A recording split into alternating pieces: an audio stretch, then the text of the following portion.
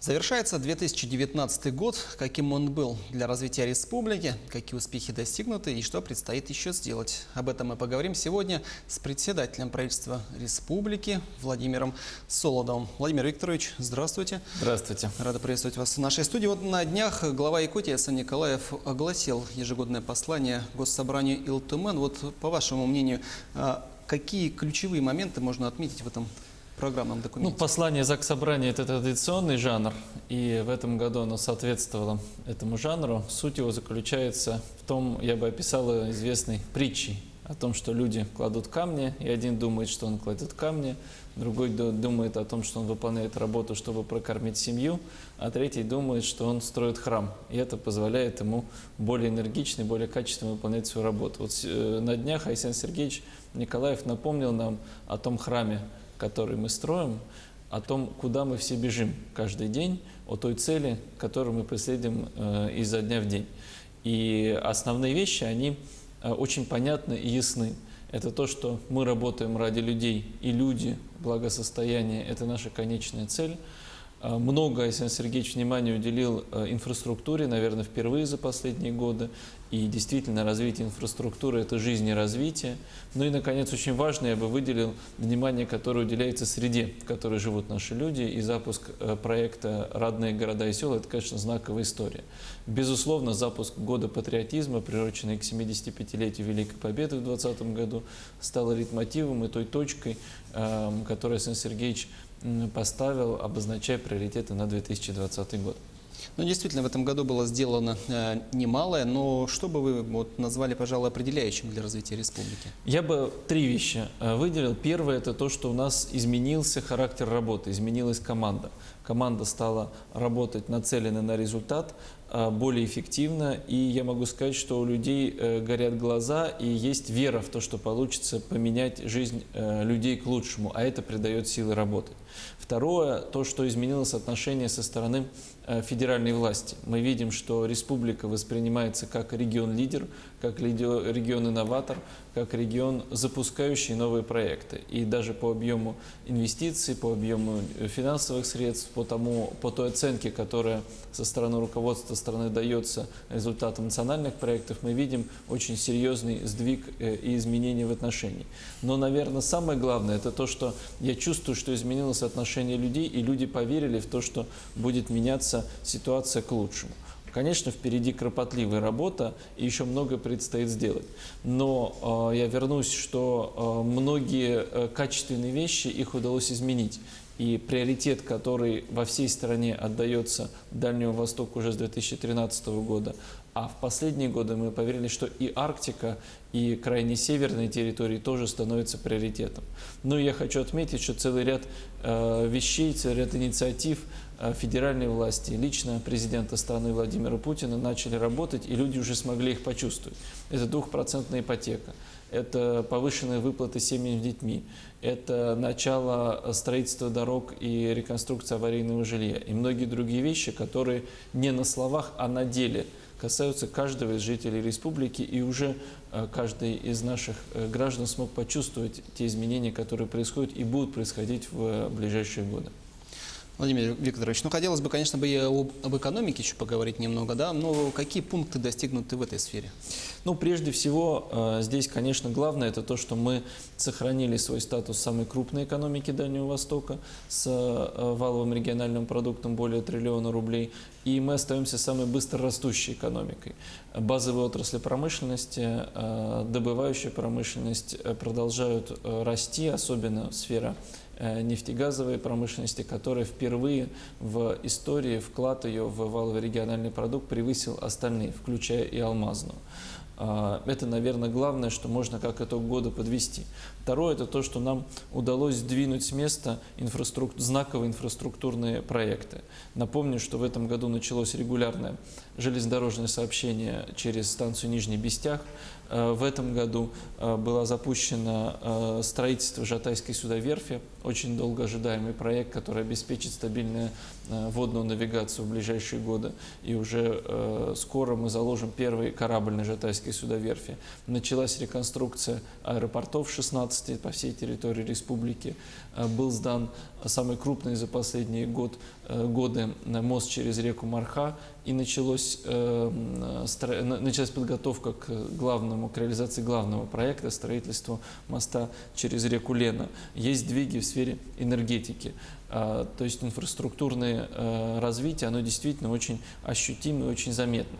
Но, наверное, и не менее важно то, что улучшается качество услуг для наших граждан. И мы видим, что здесь я хотел бы отметить начало строительства крупнейших центров здравоохранения, которое началось в городе Якутске. Это онкологический и кардиологический центр, которые после завершения их строительства будут доступны для каждого из жителей республики.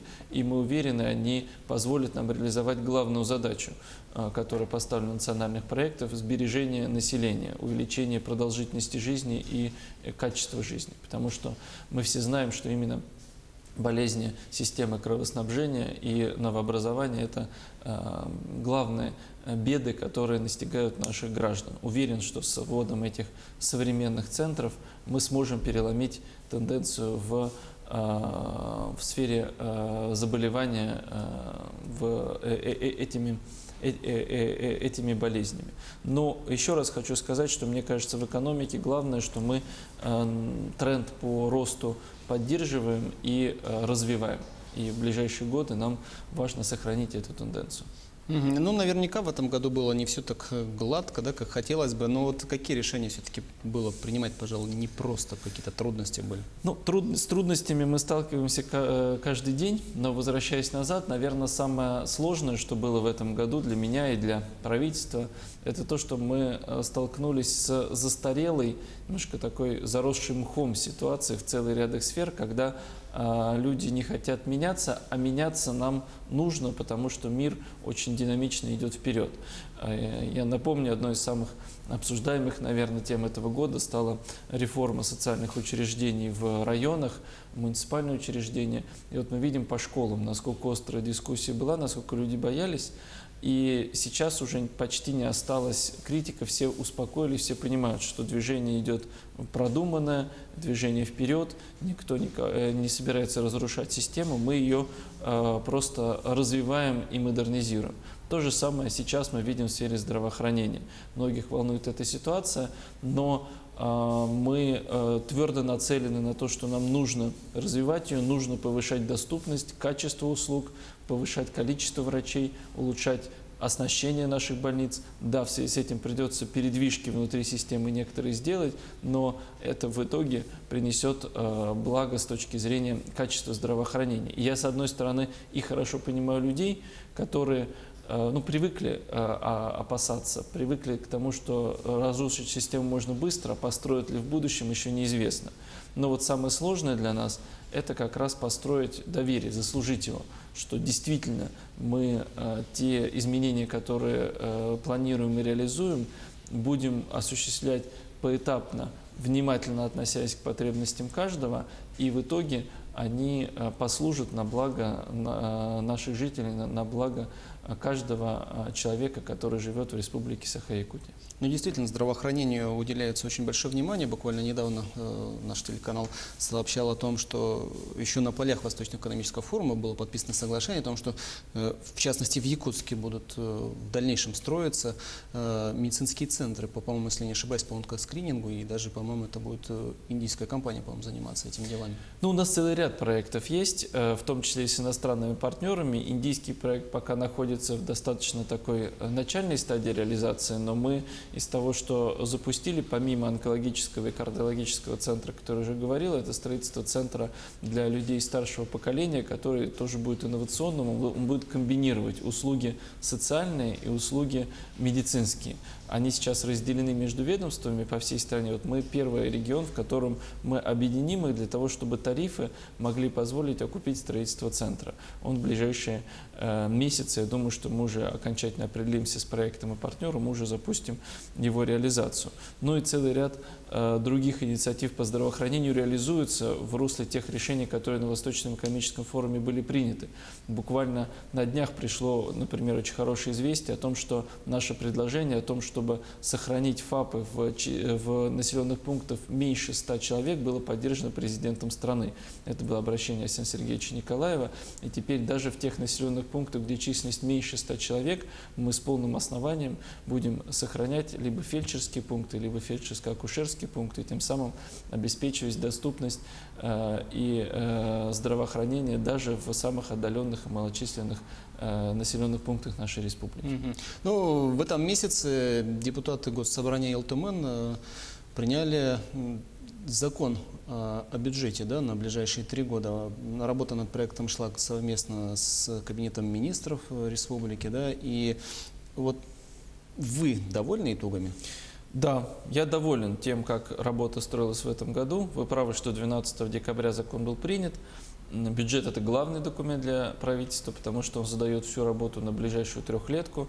Я могу сказать, что качественно изменился характер взаимодействия с Заксобранием ЛТМН. Если в прошлые годы принятие бюджета напоминало скорее такой, знаете, поединок, в котором стенка на стенку сходятся две стороны, то сейчас это был итог кропотливый, сложный, со спорами, но совместной работы двух сторон. Я хочу, пользуясь случаем, большую благодарность выразить лично спикеру Заксобрания Петру Васильевичу Гоголеву, руководителям комитетов и депутатам. Потому что для нас очень важно то, что депутаты доносят боль наших граждан, доносят те вопросы, которые беспокоят их, и действительно живо отстаивают их интересы. Это единственная задача, которую и они ставят перед собой, и мы все, когда в спорах договариваемся о том, какие приоритетные сферы будут из бюджета финансироваться. Владимир Викторович, ну вот мы на стыке 2019 да, и 2020 года. Вот каким был уходящий год и каким будет предшествующий? Ваше мнение? Ну, подводя, может быть, итог 2019 году, я бы еще раз обозначил его как год командной работы, год консолидации, именно таким он был объявлен, год прорыва и переломов трендов к лучшему. Каким будет 2020 год, загадывать всегда и сложно, и интересно. 2020 год високосный, по народной мудрости високосные годы сложнее, чем обычные. Поэтому думаю, что мы столкнемся с большими вызовами в 2020 году. У нас непростая бюджетная ситуация, нам предстоит решать амбициозные задачи без дополнительных ресурсов, но считаю, что мы к этому готовы, и мы в итоге покажем хороший результат. К сожалению, мы видим, что ситуация очень нестабильная и турбулентная и в России, и в мире тоже. И это не может не вызывать беспокойства, но в этом смысле мы должны делать свою работу, двигаться каждый день к лучшему в нашей зоне ответственности, и тогда у нас у всех получится общий результат. Владимир Викторович, ну ваше пожелание жителям Якутии в завершении нашей беседы? Ну, в новом году мне хочется пожелать, наверное, главное – это веры в лучшее и оптимизма. Это то, чтобы каждый житель Якутии чувствовал, что он не брошен и что он востребован, чтобы та инициатива, которая проявляется жителями, она была подхвачена, ну, а мы со стороны правительства больше поводов, наверное, для этого оптимизма давали в 2020 году. Ну и, конечно, главное все равно для каждого из нас – это благополучие семьи, здоровье. И если тепло будет в семейных очагах, то и в нашем обществе будет царить доброта, и мы сможем все вместе добиться тех результатов, которые ставим перед собой. Действительно, с этим очень сложно не согласиться. Владимир Викторович, большое спасибо вам за участие в нашей передаче. Об итогах уходящего года мы сегодня говорили с председателем правительства республики Владимиром Солодовым. Якутия-24 следит за развитием главных новостей. Оставайтесь на канале, не переключайтесь.